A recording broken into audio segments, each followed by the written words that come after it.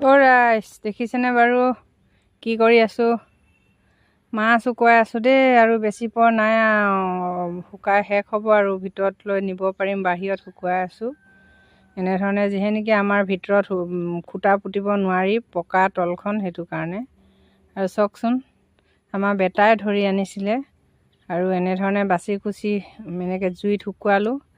আৰু এনেকৈ ইমান ৰ'দত যে ধৰি আনিছে, গতিকে কিমান কষ্ট হৈছে। আৰু কষ্ট কৰি খেতি কৰি খোৱা, মাছ ধৰি খোৱা, শাক পাচলি কৰা, যিকোনো বস্তুতে মজাটোৱে বেলেগ, নহয়নে?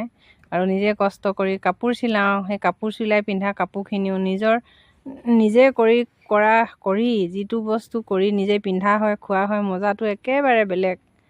আৰু যোনে এইখিনি কৰে নিশ্চয় তেওঁলোকে জানে। গতিকে আনৰ ধন লোভ কৰিব নালাগে, আনৰ টকা পইচা বা আনৰ যিকোনো ঘৰ দুৱাৰ লোভ কৰিব নালাগে। নিজেই কৰি খালে শান্তিত থাকিব পাৰি।